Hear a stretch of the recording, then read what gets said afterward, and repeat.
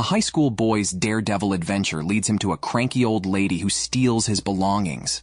This is a must-watch explosive new anime for October. The female lead, Momo, is deceived by a scoundrel who swindles her money and body. He demands money or a good time, but Momo responds with a swift sidekick. However, the scoundrel blocks it and kicks her back. Unable to win the fight, he curses and leaves. Despite this, Momo is still heartbroken over the breakup because the scoundrel looks like her idol Ken. Distraught, Momo wanders like a zombie to the protagonist's classroom door. The timid, lonely boy with glasses is bullied, but doesn't fight back. Unable to watch this, Momo sits in front of him to support him. This stops the bullies from throwing paper balls. Momo finds it boring and looks for a place to release stress. Unexpectedly, the boy with glasses follows her and starts a conversation, believing she must like him because of the supernatural magazine in his hands. Convinced of aliens' existence, he annoys Momo, who finds him too chatty. In a few words, she blasts his annoying otaku behavior, telling him that's why he has no friends. This leaves him devastated, making Momo feel guilty, and she goes back to console him.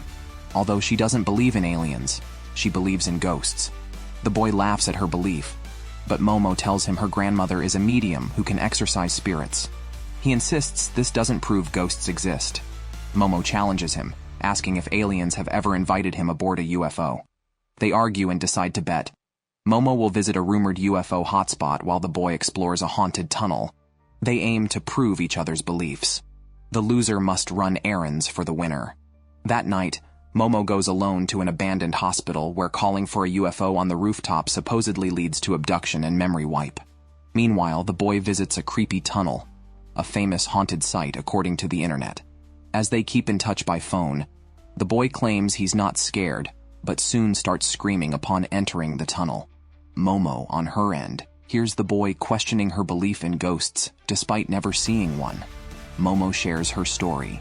She was raised by her exorcist grandmother, who required her to perform rituals even on the way to school, leading to mockery from her peers, including the boys she liked. Angry at the rituals, she blamed her grandmother and stopped speaking to her and performing the rituals. However, she later realized her distress was not due to the boy's mockery, but because he ridiculed her grandmother. She loves her grandmother and her unique job as a medium. More than believing in ghosts, she believes because of her grandmother. She then asked Glasses Boy why he believed in the existence of aliens. As they talked and walked, Glasses Boy felt that liking something didn't need a reason. Just then, he spotted blood footprints on the ground that spread up to his feet. Filled with fear, he turned around, and a terrifying face appeared in front of him. The ghostly old lady gave him two choices. Either suck on my persimmon or I'll lick your beef. Terrified, Glasses Boy ran away, but he encountered the high-speed grandma. If caught, he would be cursed. Unfortunately, by the time Momo said this, Glasses Boy had already been caught, and the signal was lost. Worried, Momo rushed to save him, but the next second, three strange humanoid creatures appeared behind her. Ha ha ha! The aliens have come! The three aliens grabbed Momo and violently tore her clothes. When she woke up again, she was tied to a chair. The aliens said they were friendly, but their species only had males, so they could only reproduce through cloning. This method, however, did not allow for biological evolution. To retrieve reproductive skills like humans, the aliens wanted human reproductive organs. They planned to mate first, then take Momo's uterus and genitals for research. Hearing this, Momo was devastated. She hadn't even given her virginity to a scoundrel, let alone be violated by aliens. However, being tied up, she couldn't escape. The aliens could control her brainwaves with psychic powers, igniting her desires. Surprisingly, Momo resisted, but the aliens forcibly spread her legs, and a mechanical bull's part pressed against her. Just then, Momo's phone rang. As an alien picked it up, a red light flashed, and high-speed grandma burst out of the phone. She hit the alien's bull's part, sending him flying. Half of high-speed grandma's body was still Glasses Boy. The two hadn't fully merged, and Glasses Boy was still conscious. The aliens were extremely interested in this phenomenon, a technology they didn't possess. As the primary consciousness turned into high-speed grandma, she came to suck the alien's bull's part. The alien hurriedly tore open his clothes to reveal his true form, telling Glasses Boy to leave unless he handed over his bull's part. High-speed Grandma didn't say much and started running, quickly reaching him and performing a German suplex, biting off the alien's bull's part. Another alien was slammed into the wall. Now only one remained, who quickly declared a ceasefire. After all, they had a friendly treaty with humans and only wanted reproductive organs. At this moment, the consciousness switched back to Glasses Boy. Admiring the aliens, he eagerly said, "Take it. Whatever you want, I'll give." He also spoke his true feelings. He had always been friendless, which is why he wanted to find aliens to befriend. He had been calling for UFOs from the rooftop since elementary school, but aliens never came. Glasses Boy was bullied and not recognized by others. However, Momo protected him, so he too wanted to protect Momo. For Momo, he would gladly become a monster. After shouting that, Glasses Boy was completely assimilated by high-speed Grandma. Momo couldn't help but cheer for him. But in the next second, an alien blasted the emboldened Glasses Boy. The aliens then labeled them as hostile humans, deciding not to abide by the friendly treaty anymore. Intent on finishing what they had started, Momo fought back hard. Suddenly, she remembered her grandmother's words about the daily rituals that could release energy and block misfortune and illness. Following her grandmother's advice, Momo concentrated her power in her lower abdomen, imagining releasing energy from the top of her head. Unexpectedly, the glass cover and chair binding her shattered from the energy. The alien's psychic power was pushed back too. It turned out that the excessive stimulation of Momo's brainwaves had activated her chakras. Now, with newfound superpowers, Momo unleashed the side-spinning kick she had used on a scoundrel before, a kick even the aliens couldn't withstand. The UFO, disguised as the moon, was utterly destroyed. However, Glasses Boy was still under high-speed Grandma's control and attacked Momo again. Momo forcefully expelled the spirit from his body. Although the possession was over, the curse was not lifted because high-speed Grandma still held on to Glasses Boy's part. As long as it wasn't recovered, Glasses Boy's curse couldn't be lifted. After saying this, high-speed Grandma returned to the tunnel, and the uncontrolled UFO crashed into the abandoned hospital and crash-landed. Glasses Boy finally came to his senses. Now one finally believed in aliens, and the other in ghosts. Glasses Boy could only maintain his sanity because Momo was using her superpowers to suppress the curse. It seemed they had no choice but to defeat high-speed Grandma. As Glasses Boy started undressing to go immediately, he let Momo wear his clothes to go home, blaming himself for everything and not wanting to involve Momo anymore. But how could Momo stay out of it? Especially when she needed to help suppress the curse. She picked up the clothes and gave them back to Glasses Boy, but he insisted on her wearing them. Otherwise, he couldn't even speak to Momo. At that moment, Momo's heart raced because Glasses Boy had just inadvertently quoted her idol Ken. To calm down, she changed the subject and asked what Glasses Boy's real name was. Without thinking, he blurted out, "I'm Ken," stunning Momo completely. A male classmate, who doesn't even have genitals and shares the same name as her idol, shocked Momo on the spot. She inadvertently forgot to use her powers, and Ken transformed into an old lady. Frightened, she quickly threw him out and then made a rule: to stay normal, don't mention his name. She nicknamed him Transcendent Kid. As they walked into town, dawn broke, and pedestrians began to appear. Ken couldn't go home looking like this, so Momo took him to her house, warning him to be cautious because her grandmother is very strict with men. She almost killed her ex-boyfriend once. Before the grandmother could see him, Ken nearly burned to death. Momo hurriedly moved him into the river, remembering that their house is surrounded by a barrier to ward off evil spirits. Ken, cursed as the old lady, couldn't enter. Momo temporarily removed the talisman from the wall, allowing Ken safely through, and he even changed his hairstyle. Momo's house turned out to be a mansion, but luckily her grandmother wasn't home. She went to change clothes in her room. As soon as Ken closed the door, he turned back into the old lady. Momo had to change clothes with the door open, maintaining her powers with one hand. She then found clothes for Ken and asked if he really lost his genitals, as the old lady claimed she took them. Ken checked, and, to his shock, they were gone. Curious, Momo tried to see what it looked like, but Ken refused, causing her to think he was being petty, while Ken was truly devastated. Blaming Momo for taking him to explore haunted places, they began to argue. Momo thought the root of all evil was Ken approaching her, but Ken, feeling low, explained he didn't want to miss the chance to make a friend after sensing her kindness. However, they were from different worlds and ended up in this mess. They would likely part ways after this. Momo was upset by Ken's assumptions and self-conclusions, noting his tendency to push people away. No wonder he had no friends. Softening her stance, Momo suggested they could normally discuss supernatural topics in the future. Suddenly, Ken called her a freak and started blaming her for being inconsiderate. They began to fight until they heard knocking, but it wasn't the sound of Momo's doorbell. Remembering her grandmother mentioning 2 doorbells, one for humans and one for evil spirits, Momo realized evil spirits had come after she removed the talisman. Unable to fight it off, their only option was to reapply the talisman, which would cause the evil spirit to combust. Momo sneaked out the back door and saw no trace of the spirit. But suddenly, a wall appeared in front of them, trapping them inside, and both started bleeding, seemingly affected by a distant black mist. Just then, a large face appeared in front of Momo and said, "I've found you." It accused them of breaking their promise and called them bad humans. The giant evil spirit clapped its hands, creating a hurricane that blew away the charm Momo was holding. It then punched Ken into the wall, but fortunately the charm was sturdy enough not to break. Momo and Ken exchanged glances and decided to run. But with a casual wave of its arm, the spirit sent them flying. It stomped the ground heavily and demanded their genitals. Without time to think, they ran first to create distance. Later, Momo asked Ken if he still had a genital. Ken denied it and said it was an alien, identifiable by a ring on its head, known as the Flatwoods Monster, a 3-meter-tall alien. Why does the doorbell set for ghosts also react to aliens?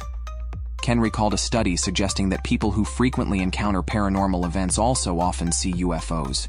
There might be a connection between ghosts and aliens. As they spoke, the alien began to emit a black mist. If they weren't beaten to death, they would be poisoned. Furthermore, Momo had to suppress Ken's curse and couldn't fully use her powers. Part of Ken's body was rapidly aging. Momo applied her powers, but one hand remained unchanged. Facing the ruins ahead, Ken decided to gamble. He asked Momo to suppress the brain curse while freeing the rest of his body. Just then, the alien's giant face appeared again. Fortunately, they were adept at escaping, although Momo was not yet skilled at controlling this power. She closed her eyes and split Ken's curse into 2, only freeing his body. Ken's eyes turned bright red, and in the next second, he reverted to his rapidly aging form. However, just as the alien attacked again, Ken transformed successfully, dodging the attack while holding Momo and retaining his rationality. He suddenly looked very handsome, even speaking just like Momo's idol. But this Ken seemed to lack survival instinct, walking directly under the alien's foot and getting slapped away. However, the alien was confused and raised its hand, which had fingers cut off at an unbelievable speed, showcasing the power of rapid aging. Momo's hope was reignited. But Ken's handsomeness didn't last long as his body began to fail under the strain, and the alien flung him away. His body and consciousness reverted to normal, explaining that his body could not withstand the power of the curse. Cutting off 5 fingers was already the limit. How can we defeat that guy? At that moment, both fell silent as they noticed the alien's movements resembled sumo wrestling. According to sumo rules, touching the ground with your hands means a loss. So, Ken mustered strength for another transformation and directly attacked the alien's leg, chopping it off. Momo concentrated intensely to suppress the curse, and the alien finally fell, melting as soon as its hand hit the ground. The alien did a front flip, grabbed Momo with one hand, and slammed her into the wall with a powerful punch. Without the suppression of superpowers, Ken's body was about to completely turn into an elderly woman at high speed. Unexpectedly, he quickly recovered. Despite Momo being in such a state, she was unharmed and furiously accused the alien of cheating. She swore never to forgive the deceitful creature. The alien, taken aback by her scolding, struck Momo again with a barrage of punches that hit her body like a storm, deeply denting the wall. Momo was satisfied with the depth of the hole, presuming it was just outside the Torii gate. After saying this, she immediately used her powers to pull Ken into her arms and attached a charm to the gate's pillar. Sure enough, the alien's body began to disintegrate naturally, and the illusion vanished. Momo held Ken tightly, not daring to look, until everything returned to normal. they narrowly escaped death. Just as they relaxed, Ken turned into an elderly woman at high speed again. Momo hurriedly infused him with superpowers. This time, Ken was forced to change his hairstyle, and Momo made a teasing remark before she ran out of energy and fainted. Without the suppression of superpowers, Ken completely turned into an elderly woman at high speed. The grandma who nearly bullied Ken and Momo to death was surprisingly thrashed by Momo's grandmother. After Momo fainted, no one could help Ken suppress the curse, and the grandma took control of his body. Just as she was about to attack Momo, a big sister with a broom on her head appeared, who was Momo's grandmother. The grandma instantly teleported behind her to sneak attack, but ended up burning herself instead. It turned out that Momo's grandmother had anticipated this and had set a trap in advance. Now the grandma was trapped in a circle she couldn't escape from, which was a barrier constructed by Momo's grandmother. By nailing the talismans inside the circle, a barrier is formed inside. Nailing them outside forms a barrier outside. This was why the grandma couldn't attack Momo's grandmother. Frustrated and powerless, the grandma could only make threats, vowing to devour her. However, she was harshly reprimanded by Momo's grandmother like hitting a baseball. Trapped in the circle, the grandma cursed loudly and threatened that if she was killed, the body's owner would also die. Momo's grandmother didn't care, thinking Ken was a scoundrel deceiving her granddaughter and deserved to die. With a final farewell, the grandma screamed sharply, and Momo woke from the nightmare, finding herself in her room. She hurried downstairs, saw her grandmother, and asked if Ken had already gone back. Her grandmother dodged the question, asking if Momo had been to a haunted place. Momo said it was her friend, then asked about Ken again. Her grandmother then revealed she had killed the evil spirit and was still holding a grudge over that past event, mocking Momo for not believing in spirits. At this point, Momo could only kneel and apologize, simply wanting to know Ken's whereabouts. Her grandmother told her to check the temple, and Momo, warning that she wouldn't forgive any harm to Ken, ran off while feeling guilty. Momo had pressured Ken to visit the haunted site, now risking his life. However, when she opened the door, she found Ken eating comfortably inside. Seeing Momo safe, he was relieved. Then, her grandmother appeared, explaining that as long as Ken stayed inside, the curse wouldn't activate. Momo briefly shared their experiences and her newly awakened powers, which her grandmother didn't believe. Instead, she spoke about the grandma, a modern monster that once wreaked havoc nationwide. She had visited that tunnel before and found the spiritual energy too strong, even for her, resembling a bound spirit. The worst had happened. The grandma merged with a bound spirit.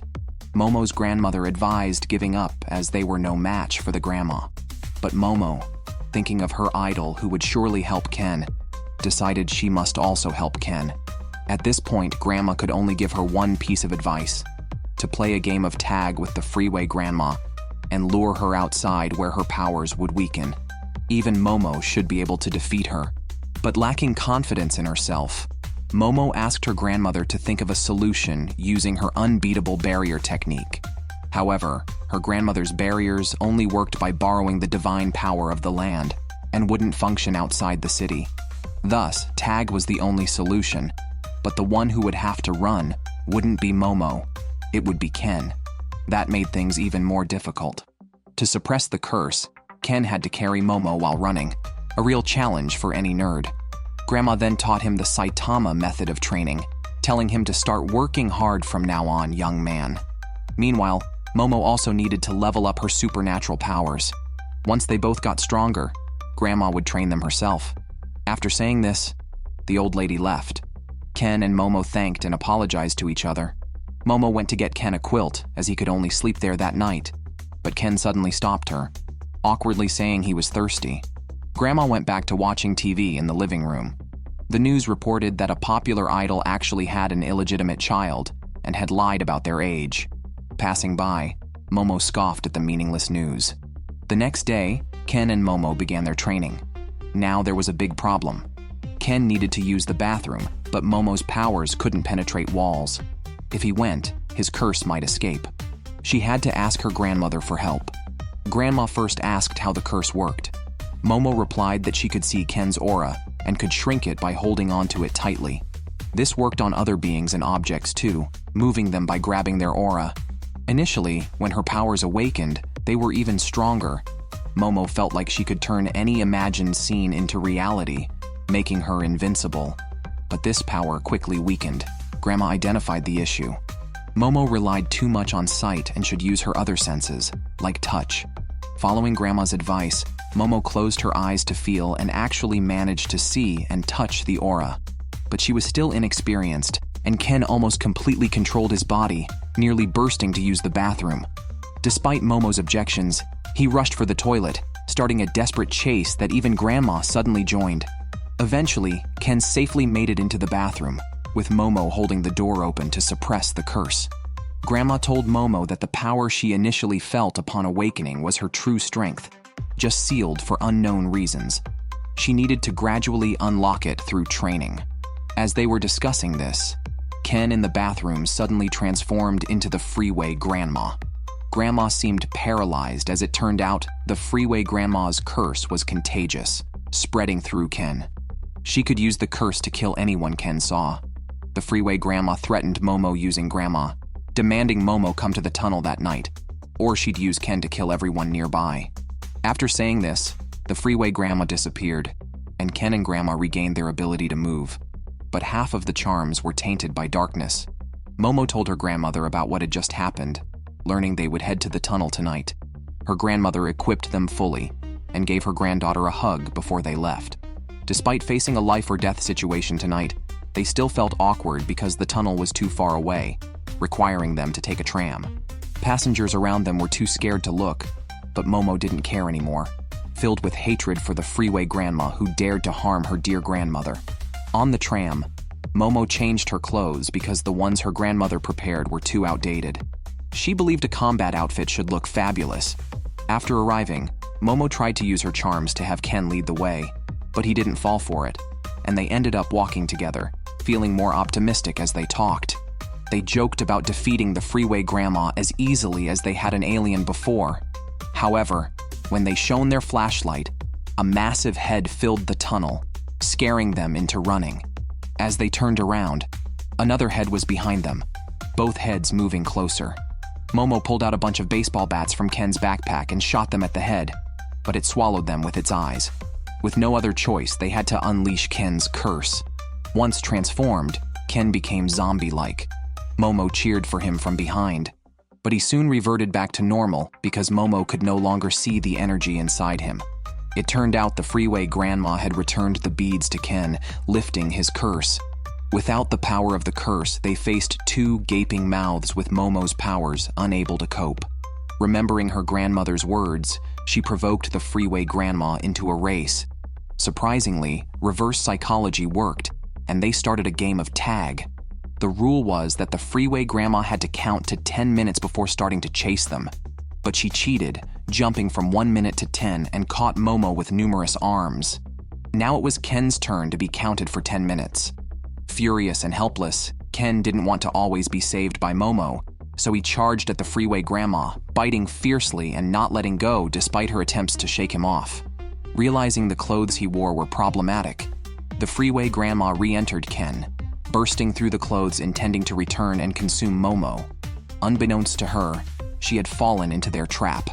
Now within Ken, Momo could see the energy again. She grabbed it with both hands, also seizing the Freeway Grandma's lifeline. Before the Freeway Grandma could attack in desperation, Momo crushed her. Although not completely destroyed, only a small amount of her power remained sealed within Ken. As the situation reversed, Momo was about to deal with the old lady when suddenly a massive crab appeared in the tunnel, demanding they return the grandma. The Freeway Grandma and the ground spirit had not merged after all. The giant crab was the ground spirit in the tunnel. Ken and Momo, too scared to torment the Freeway Grandma, started running as the giant crab chased behind them. The reason why the spirit took the form of a crab is said to be because the deceased transform into marsh crabs to cross the River of Three Crossings. As Momo explained this, they desperately fled. Unfortunately, the Freeway Grandma was leading the crab right to them. With no other choice, Ken transformed. In the instant the crab's claw came down, Ken, instantly transformed, picked up Momo and rushed out. Now, Momo rode on Ken, who was speeding forward, holding the reins, which were the Freeway Grandma. However, there was a problem. Ken, moving at high speed, couldn't turn properly. They both ended up crashing off a mountain road. At a critical moment, Ken spun his legs like propellers and somehow managed to hover in midair before slowing down and landing on the street. The giant crab followed right after, forcing them to keep running. To the onlookers on the street, it looked like Ken and Momo were merely engaged in a bizarre horseback battle. Running like this wasn't a solution. Ken felt he couldn't keep going much longer, yet they were still a distance from leaving the city. Ken, carrying Momo, rushed into a health center. The giant crab, however, was too destructive, and soon, both, along with the crab, ended up in a hot spring pool. Momo used her powers to burst a water pipe, and the hot water gushed out, submerging the giant crab, effectively cooking the mighty ground spirit. Ken and Momo continued to run towards the outskirts of the city, but then countless citizens chased after them. It turned out that a nearby cemetery had been awakened by the freeway grandma, who possessed the citizens on the street. Now they were caught between the giant crab ahead and ghostly citizens behind. Momo asked Ken to transform again, their last chance. After transforming, Ken carried Momo and dashed out at high speed, with Momo using her powers to help him navigate around obstacles. Facing the blocking crab, Ken jumped right onto it and kicked off, leaping into the air and changing direction dramatically. As his power ran out and the transformation ended, they saw a train from the air. Before they could rejoice, they plummeted down. Fortunately, Momo quickly deployed her psychic wings and Ken used his feet as brakes, allowing them to land just in time. Although Momo missed grabbing the freeway grandma in that instant, the grandma managed to escape Ken's body and then scolded the young duo for their trickery and lack of respect for an elder. Momo retorted, having never seen an elder who so poorly looked after the young. This time, the freeway grandma merged directly with the giant crab.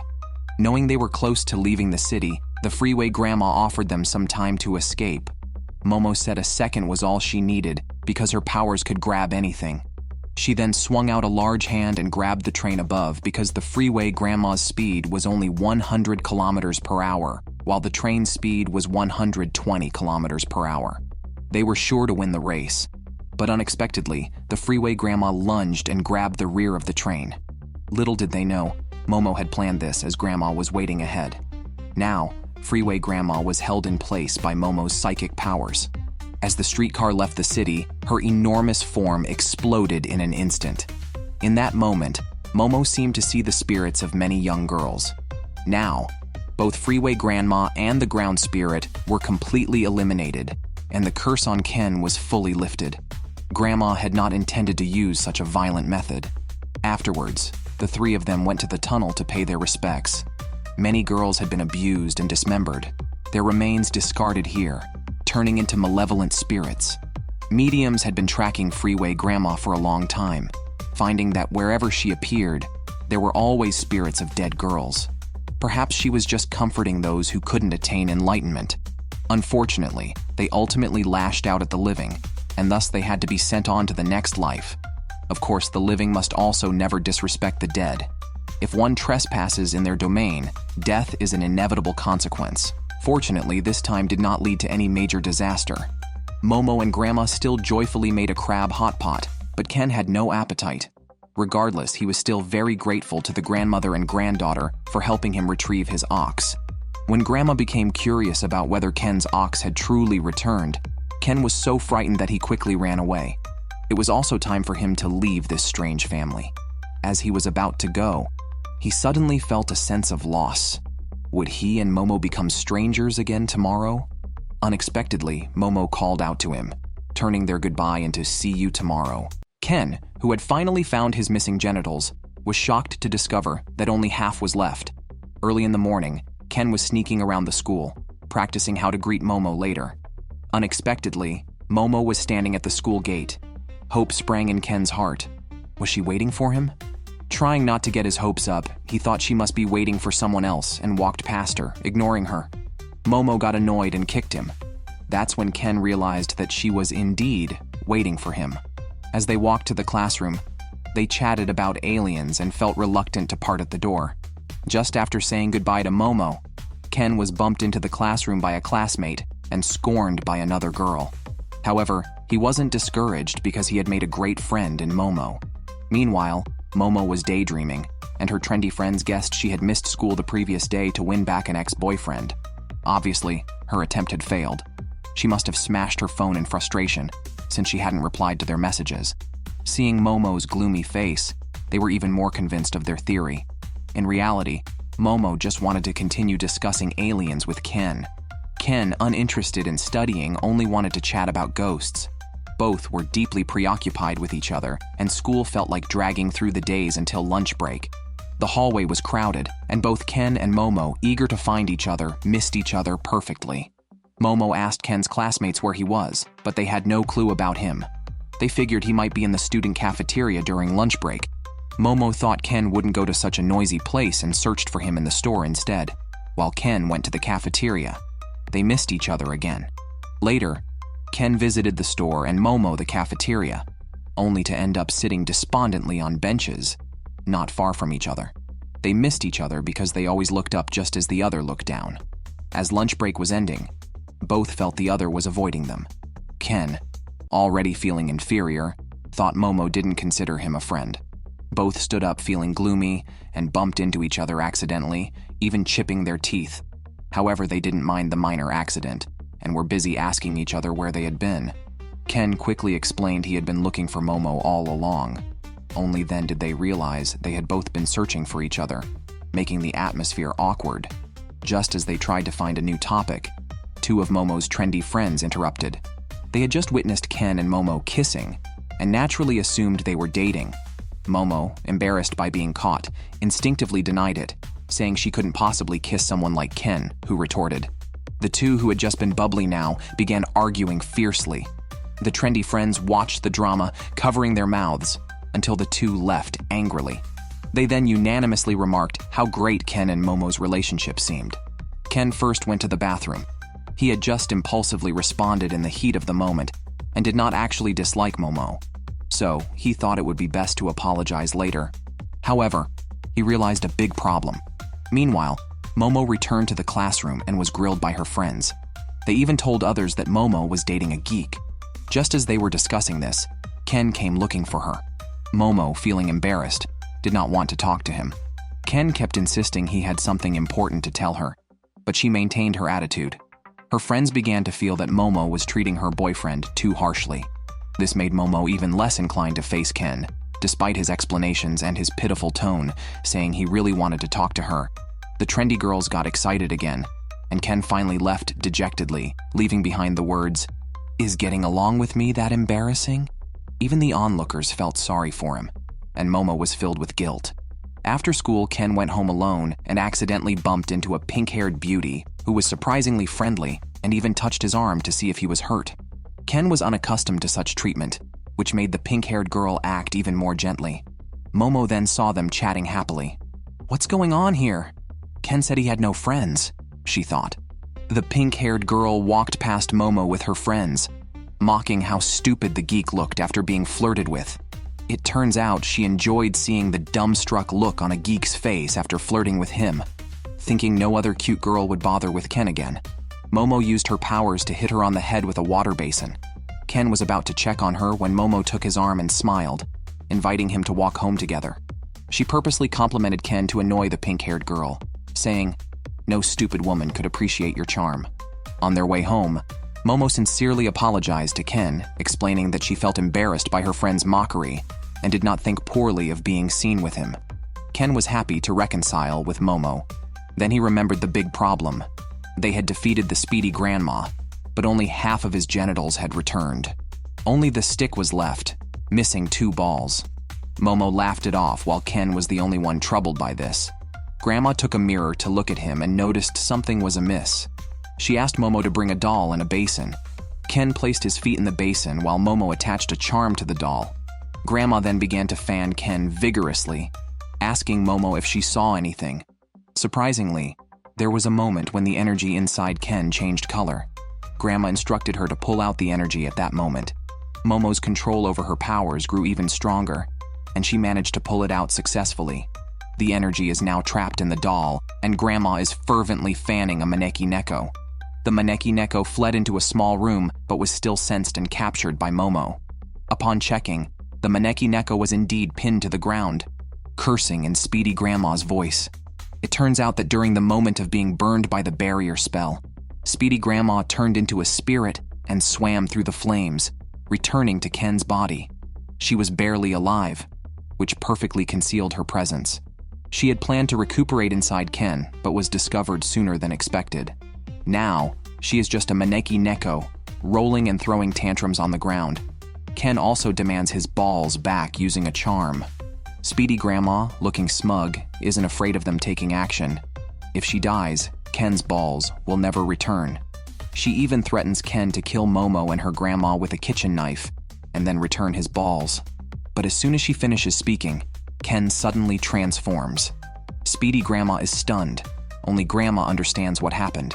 She had fanned Speedy Grandma out of Ken's body, but Speedy Grandma clung desperately to him, so only her consciousness left. Her spiritual power remained inside Ken. Only Grandma can put Speedy Grandma's consciousness back. Now, control is back with them. The maneki neko is sweating profusely, and then gets fanned vigorously by Grandma. Ken returns to normal. Eventually, Momo pleads for Speedy Grandma, not really hating her, as they all sympathize with the girl spirits bound to the earth. Momo states that as long as Speedy Grandma returns the balls, they will restore her powers. Finally, Speedy Grandma agrees, but now the problem is she accidentally lost Ken's balls. To find his lost ball, Ken, along with Momo and Granny Speed, rummaged through the bushes late at night, but couldn't find it anywhere. Granny Speed suggested it might have been taken by someone because the golden ball contained powerful life energy, attracting spirits or monsters who believed that collecting such life forces could revive them. Continuing the search seemed like finding a needle in a haystack. Granny Speed didn't mind much, but she ended up getting kicked around by the two. At this point, they could only go back and think of another plan. Granny only mentioned she would ask around among people she knew, advising Ken not to act recklessly as her power was still inside him. The next day, Ken went to school as usual and was stopped by some handsome classmates who insisted on meeting Momo.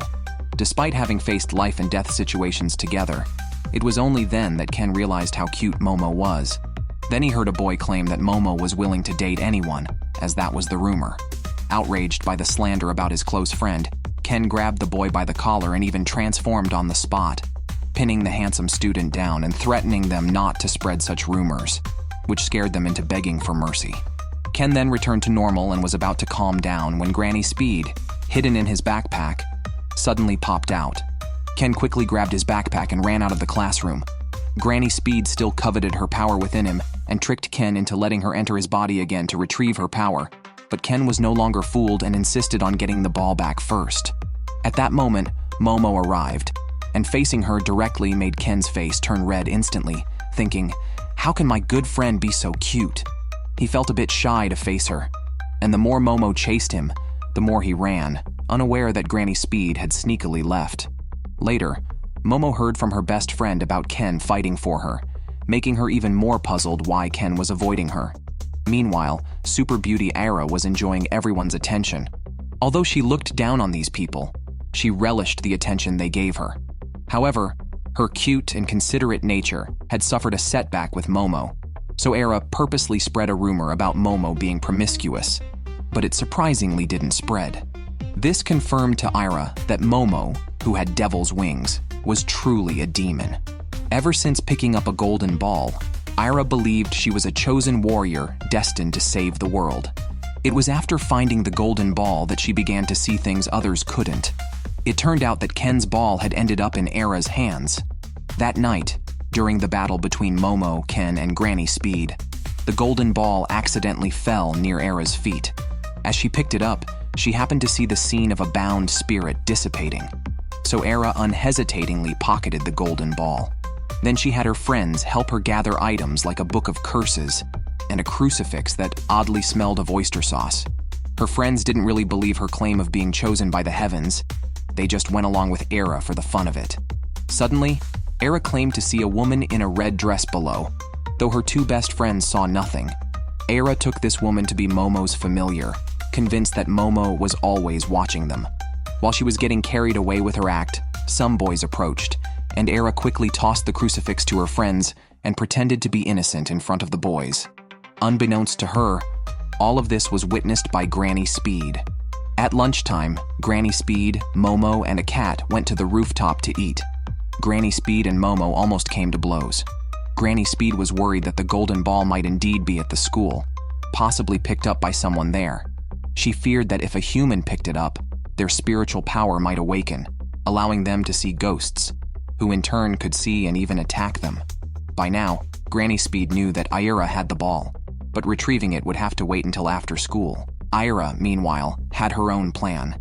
She spent the class fondly playing with Ken's golden ball, noticing the woman getting closer. She wondered if she could take her and Momo down at the same time. After school, however, she directly approached Momo and even lowered her stance just for a chance to talk to her alone. Ken and Momo didn't know the golden ball was with Ira. Momo told Ken to go look for it himself and then followed Ira away. Unexpectedly, Ira led her to an abandoned house, where Ira's two friends ambushed Momo. Once inside, the two girls pinned Momo down, and Ira, mounting her, pulled out the crucifix and the Book of Curses. Angered, Momo used her powers to throw the girls off. Ira, now more convinced of her suspicions, took out the golden ball and pressed it against Momo's face. Momo exclaimed, telling Ira it was Ken's ball, but Ira didn't believe her. Fortunately, Ken arrived, but his attention wasn't on his ball because something more terrifying was approaching. Before he could finish his sentence, a giant woman in a dress rushed up and grabbed Ira, saying she had been waiting for Ira to see her and calling herself Mom. Ira still didn't recognize her. Meanwhile, Ken had already transformed and charged at the woman. Ira, still clueless, continued shouting, unaware that Ken was also a demon. Despite his speed, the woman caught him and swallowed him whole. With her hands bound, Momo could only try to use her powers to pull him out, but without her hands, it was too awkward. She ended up being flung away while Ken was completely swallowed by the woman. Ira was still baffled, the woman claiming to have waited for her for over 10 years, just hoping to hear Ira call her mom, something she had apparently done once as a child, though Ira had no memory of it. Momo got up again, determined to capture the evil spirit in the name of justice. Ira then realized something was wrong. The ghost wasn't Momo's familiar, and they seemed to be adversaries. At that moment, Granny Speed emerged, phone in hand, already aware of the woman's identity as a nimble, long-haired woman, considered a lower-class monster by her spectral standards. Ira still believed she was a divinely chosen magical girl meant to defeat the ghost. She directly exposed the ghost, who then swallowed Ira as well, blaming Momo for leading Ira astray and causing her not to recognize her own mother. The ghost's hair shot out, trapping Momo with no escape. Granny Speed, unwilling to help and somewhat amused, watched as Momo, bound by the ghost's hair, was dragged away. Despite being bound, Momo, tough to the bone, not only refused to apologize but also cursed at the ghost, who swung her around by the neck, nearly strangling her. Still defiant, Momo was then swallowed by the ghost, who frothed at the mouth, demanding to know where her child was. Now only Granny Speed was left. The ghost, not recognizing her as a senior figure, received a casual reminder from Granny Speed that she had swallowed her hair along with Momo. Suddenly, the ghost's hair caught fire. Unknown to her, she had also swallowed Ira and a crucifix, which was actually a lighter. Momo used the lighter to set the ghost's hair on fire, causing the ghost to burn from the inside out. She was forced to expel the three people and the lighter. Proudly posing, Granny Speed declared it was their turn to strike back.